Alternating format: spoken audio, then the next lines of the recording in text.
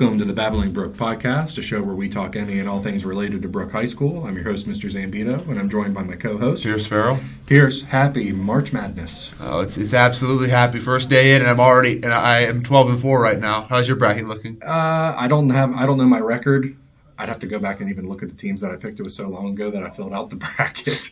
But I noted in our kind of pre-show discussion, I noted some of those upsets that happened yesterday. I did not foresee happening. So every year, early bracket busting begins. Mine got busted the first game because Ohio State couldn't keep up. The one time I root for them, they lose. I also took Ohio State, and that's just because I'm a West Virginia fan, and West Virginia played both Ohio State and TCU.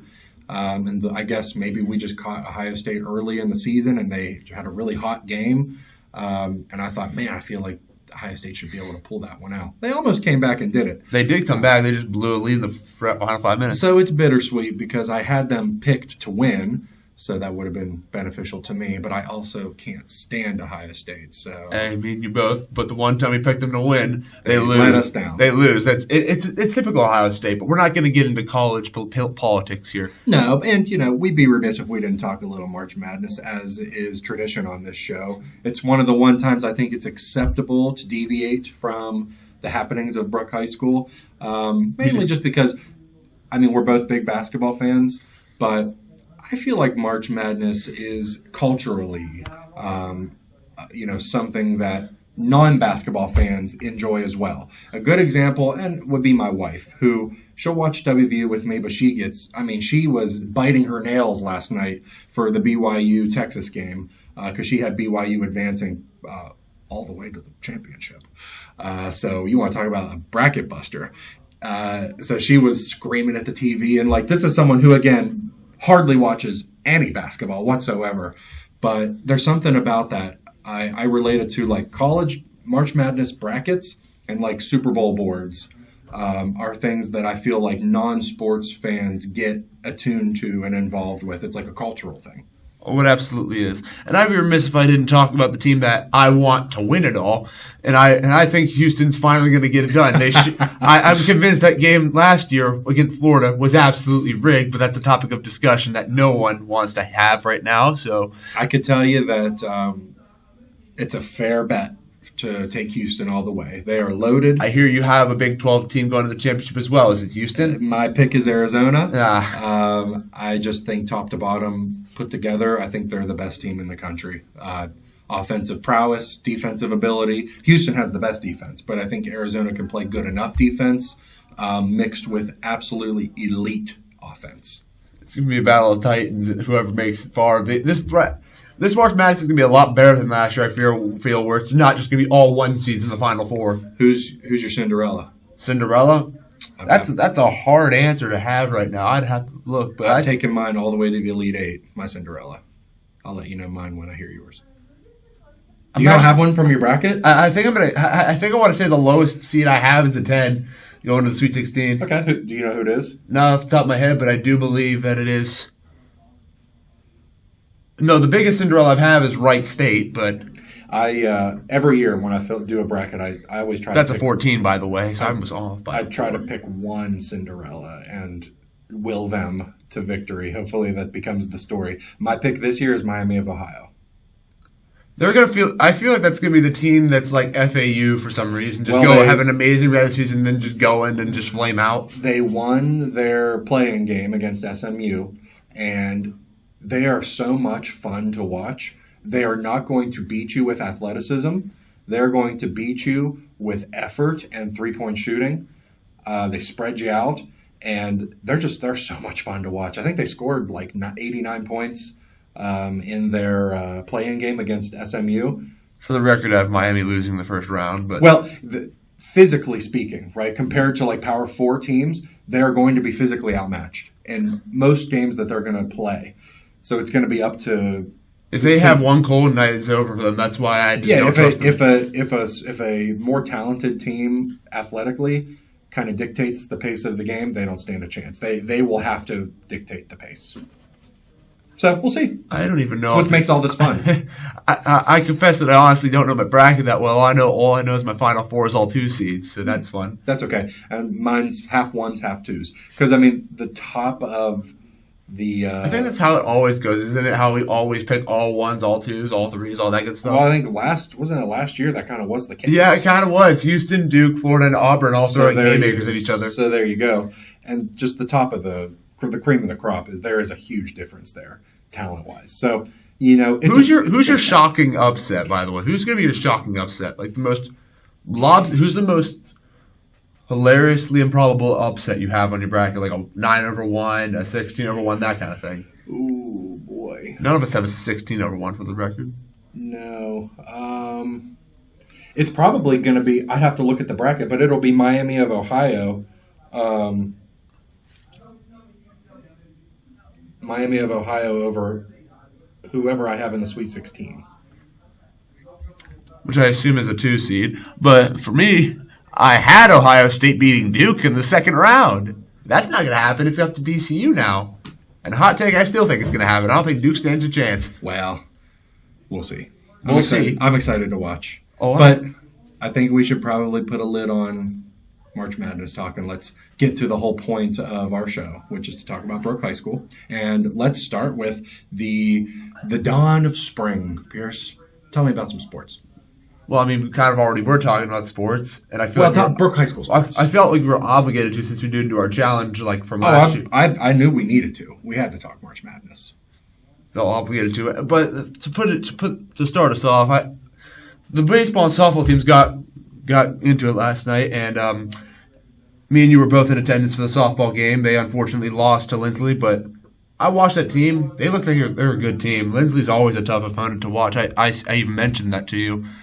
And the baseball team actually beat Park. I think that's the first win against Park any Brooke sports had this year. Whoop, whoop. Go Bruins. So what else do we have going on? We have some track going on, and I believe their first meet, is sooner rather than later. I believe it's in the next 3 days, if I remember correctly. We're going to need some more consistent weather here for some of these sports to kind of fully get underway. I want it to stay 45. It's my perfect weather. 45? Oh, that's right. Yeah, you're I'm a mammoth, yes. Yes. Not the word I was going to use, but what were you going to use? I was going to say that you love the cold. That's 3 words. Yeah, actually, correct. It's 4. Not the sentence I was going to use. I'm a mammoth. You love the cold. Your words, not mine. And on the school side of things, again, I reiterate every time we're going to be approaching testing season. We forgot one. I forgot one sport that I neglected to talk about. Lacrosse. They're starting up soon. The inaugural lacrosse season. They played a scrimmage against Wheeling Central, and they're playing Wheeling Central in their first game. Yeah, and I don't know how it's going to go, but I wish them the best of luck because Wheeling Central, from what I hear, is a state champion in lacrosse. Yeah, and they've had the program since I was in high school. So, I mean... Miracle on Ice potential right here. They've been playing the game for so long, and we're just now starting out. The biggest adjustment, I don't know too much about lacrosse, but what I know is it's you don't realize how physical of a game it is until you play it. Oh, I've heard. Yeah. I've heard. Oh, yeah. There's big hits. And you don't understand that until you go up against a team who's seasoned and who knows how to hit you. So I think that'll be our biggest adjustment. But I'm excited to see how Mr. Wilkinson and the crew evolve throughout the year and get better. I don't know if you caught this, but I said Miracle on Ice potential because... I almost corrected it, but I was like, I understood the reference. The reference... It wasn't you understood the hockey reference? Yeah, of course. Yeah. I was wondering if we could do what we did to the Soviets in 1980 and just completely stun everyone in the first game we play. Anything can happen in Anything sports. can happen in sports. Every lacrosse player listening to this does not believe me, but trust me when I say you can win. Oh, I bet they do. A little confidence, a little willpower, and mix that in with maybe a little bit of luck.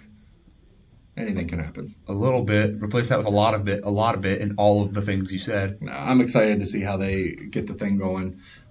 It's a fun sport. It's fast-paced. It's free-flowing, rhythmic. I like that kind of stuff. I interrupted you, so that kind of ruined your free flow thing that you were talking about just now. But now that we're done with that little tangent, you want to talk about the school side? Yeah, I mean, on the academic piece, state testing, we're under a month away now. April 15th is that magical day. for SAT school day. I should really start studying for that. I agree.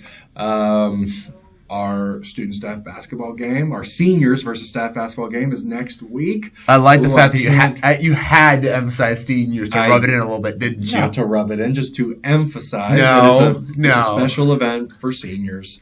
I wholeheartedly believe that schools should offer specific things for your seniors only, so that as you progress through school, you kind of understand that when you get to your senior year, there's I don't want to use the word senior privilege, but just, it's an achievement that you've gotten to this level, and now the next step is real life or college or whatever it may be.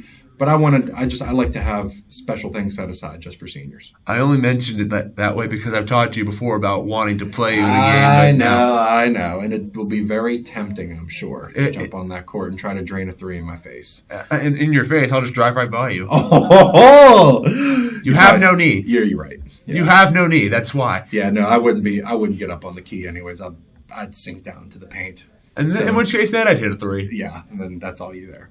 And then the other thing I would want to mention, shout out to... Isn't there a theater thing going on? You just took the words out of my mouth, Pierce. I was going to talk about our musical, the Goosebumps musical. Forgive me. Proceed. That's okay. I think that just kind of shows that we're on the same page.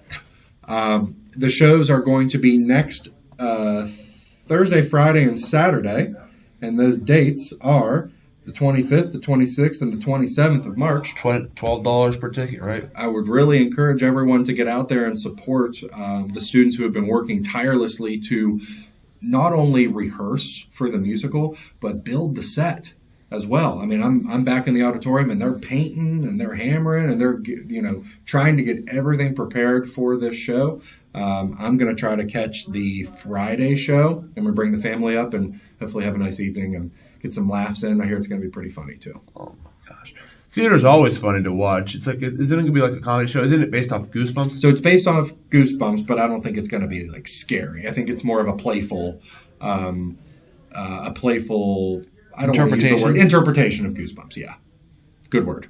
What word were you thinking of? I didn't have one. The one I wanted to say was parody, but, it's not a parody. So you gave me the right word. Interpretations. Well said. Is that really all we have? I thought we had way more than this. Well, we did spend half the show talking about March Madness, and we're right about on time. We're right about on time. 13 minutes is a bit short to me, but that's fine. So, Mr. ZAMBITO, why don't you send us off for the first episode in, I believe, 2 weeks? We recorded last week. I'm sure we did. I stand corrected. Continue. See, I told you that we would bring more consistency, and that even if it wasn't what we ideally wanted, it happened. Can't deny it. All right, Mrs. ZAMBITO, you win. And with that, folks, have a great weekend, or whenever you watch this or listen to this show, have a great day. Be safe, be kind, make good choices. We'll see you next time.